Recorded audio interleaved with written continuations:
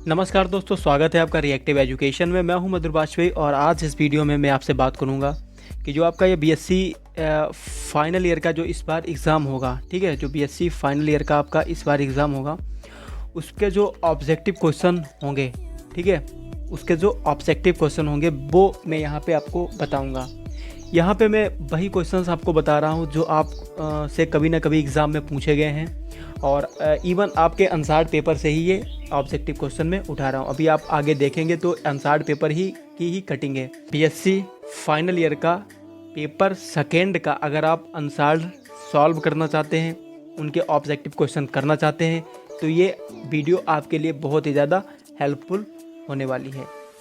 तो अभी मैं पेपर सेकेंड से बता रहा हूँ, ठीक है, जो आपकी ऑर्गेनिक केमिस्ट्री है उसके ऑब्जेक्टिव क्वेश्चन बता रहा हूँ। आगे ही एक वीडियो डालूंगा, उसमें फर्स्ट पेपर के बता दूंगा, फिर उसके बाद वीडियो आएगी वो उसमें थर्ड पेपर के बता दूंगा। तो चलिए वीडियो को स्टार्ट करते हैं। और ये सेकेंड पेपर, ठीक है, ऑर्गेनिक केमिस्ट्री के ऑब्जेक्टिव क्वेश्चन हैं और जितने भी क्वेश्चन मैं यहाँ पे बता रहा हूँ ये कभी ना कभी आपसे एग्ज़ाम में पूछे गए हैं। तो चलिए साहब वीडियो को स्टार्ट करते हैं।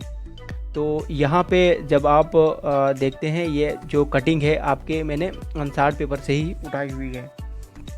तो यहाँ पे जो आपका पहला क्वेश्चन लिखा हुआ है, in organometallic compound which of carbon metal bond has highest ionic character.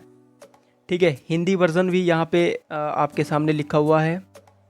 अगर जो बच्चे इंग्लिश में कंफ्यूज हों वो आप हिंदी में भी पढ़ सकते हैं। तो हिंदी में भी लिखा हुआ है, कार्बनिक धात्विक यौगिक में किस कार्बन धातु बंध का सबसे अधिक आयनिक लक्षण होगा। तो इसमें जो कार्बन और लिथियम वाला जो होगा, ठीक है, कार्बन बॉन्ड लिथियम, ये आपका यहाँ पे सही होगा।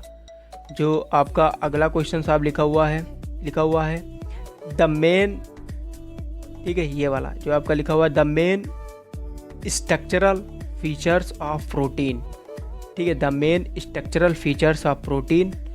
तो ये जो बच्चे इंग्लिश में कमज़ोर हैं वो नीचे हिंदी में भी पढ़ सकते हैं, मैं यहाँ पे आपको इंग्लिश में बताऊँगा।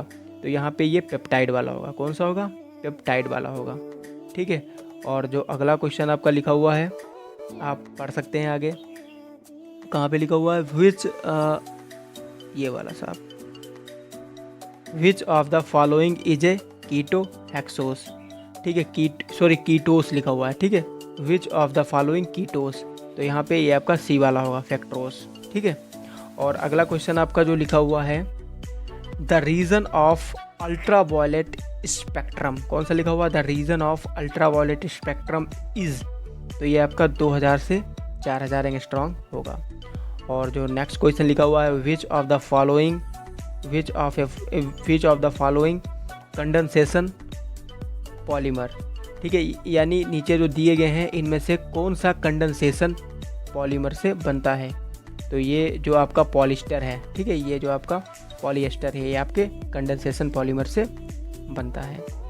तो आप मैच कर सकते हैं ये किसी एक ईयर की, शायद ये आपका 17 या 16 की कटिंग होगी, आप अपने आंसर्ड पेपर से मैच कर सकते हैं। तो बिल्कुल वही क्वेश्चन है जो कभी ना कभी आपसे एग्ज़ाम में पूछेंगे हैं। तो नेक्स्ट बात करते हैं।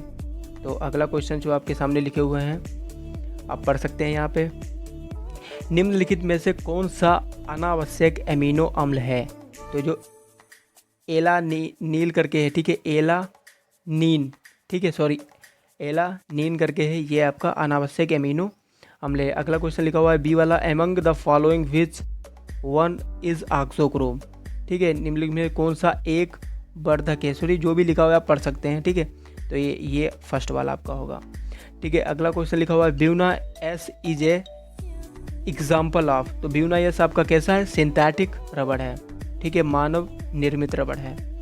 अगला क्वेश्चन आपका लिखा हुआ है which one of the reducing sugar. तो ये जो आपका सुक्रोस है, ठीक है, ये आपका सुक्रोस है, ये आपका कैसा है, नॉन रिड्यूसिंग शुगर है। और जो अगला क्वेश्चन आपका लिखा हुआ है to which of the following does guanine form hydrogen bond in DNA. तो ये आपका है साइट्रोसिन, ठीक है। तो ये आपका कौन सा होगा, साइट्रोसिन वाला ये आपका सही होगा। ठीक है, ये क्वेश्चन आपको तैयार कर लेने हैं और बार बार यही क्वेश्चंस आपके एग्जामिनेशन में रिपीट होते रहते हैं। तो अगले क्वेश्चन की तरफ बढ़ते हैं और अगला क्वेश्चन यहाँ पे आपका लिखा हुआ है। ठीक है, राइबोस शुगर इज, यानी राइबोस शर्करा होती है। तो जो आपका पेंटोस है, ठीक है, ये आपकी कौन सी होती है, राइबोस शर्करा होती है। लिखा हुआ है इन्वर्ट शुगर इज, तो mixer of glucose and fructose, जो मिक्सर आपका ग्लूकोज और फ्रक्टोज का होता है, इसी को आप बोल देते हैं इन्वर्ट शुगर। अगला क्वेश्चन लिखा हुआ है ये वाला, ठीक है, the nitrogen atom in प्रीडीन।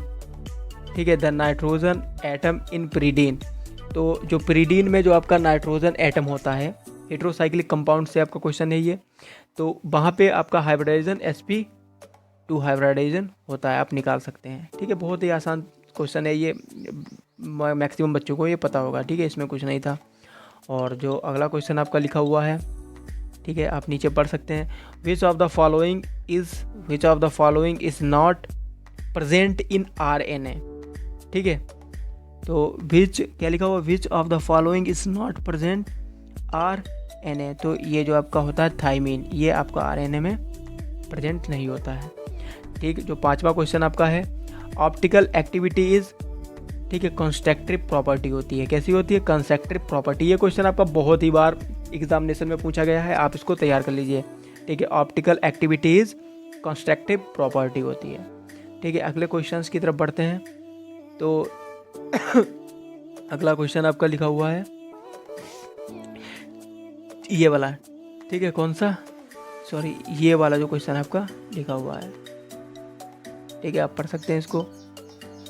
TMS is used a reference standard in one of the following spectroscopy, तो ये आपका NMR वाला होता है, इसको आप तैयार कर लीजिए। ये भी क्वेश्चन आपका 2-3 बार पूछा गया लगातार। ठीक है, जो अगला क्वेश्चन आपका लिखा हुआ है जी, अगला question, which of the following give ketone with CH3MgBr। ठीक है, तो ये आपका CH3COCl वाला होगा। ठीक है, लिखा है which compound reduce Tollens reagent, कौन सा टॉलरेंट रीजेंट को अपचयित करता है, तो ये आपका ग्लूकोज, सॉरी, ये ग्लूकोज आपका हो जाएगा, ये वाला ग्लूकोज आपका 3 नंबर वाला, ये आपका ग्लूकोज हो जाएगा, सॉरी, कौन सा आपका, ये ग्लूकोज हो जाएगा। ठीक है, अगला क्वेश्चन आपका लिखा हुआ है एथाइल। ये क्वेश्चन आप हमें कमेंट सेशन में बता दीजिए इसका आंसर क्या होगा, ये मैंने आपके लिए छोड़ के रखा हुआ है। ठीक है, अगले नीचे क्वेश्चन की तरफ बढ़ते हैं। इंड प्रोडक्ट ऑफ स्क्रूप सिंथेसिस, ठीक है, यानी स्क्रैप संश्लेषण का अंतिम उत्पाद क्या है, तो ये क्यूनोलिन होगा आपका। ठीक है, ये क्यूनोलिन, जब आप स्क्रैप सिंथेसिस पढ़ेंगे तो वहाँ पे आपको पता लग जाएगा कि लास्ट में स्क्रैप सिंथेसिस में क्या बनता था, क्यूनोलिन आपके पास बनता था। तो अगला क्वेश्चन यहाँ पे पढ़ सकते हैं, tetra methyl silane is used a reference compound in which of the following spectroscopy, तो यहाँ पे जो आपका आंसर होगा ये NMR करके होगा। ठीक, अगला क्वेश्चन यहाँ पे जो लिखा हुआ है आपका नीचे सेकेंड वाला, ठीक है, विच ये लिखा हुआ है आपका, which of following gives ketone with CH3 का होल ट्वाइस ZN, निम्नलिखित में से कौन सा CH3 का होल ट्वाइस ZN के साथ कीटोन देता है, तो आपका CH3COCl होगा। ठीक है, which compound reduce falling solution, ये वाला विच कंपाउंड रिड्यूस फैलिंग सोल्यूशन, तो यहाँ पे आपका ग्लूकोज होगा।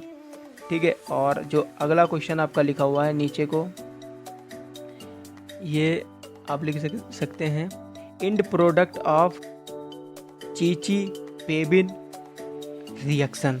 ठीक है, यानी चीची बेबिन अभिक्रिया का अंतिम उत्पाद है, तो ये आपका फर्स्ट वाला होगा 2-अमीनोप्रोटीन। ठीक है साहब, तो ये आपका पेपर सेकेंड से थे, जो आपकी ऑर्गेनिक केमिस्ट्री थी, वहाँ से मैंने क्वेश्चन बताए हैं।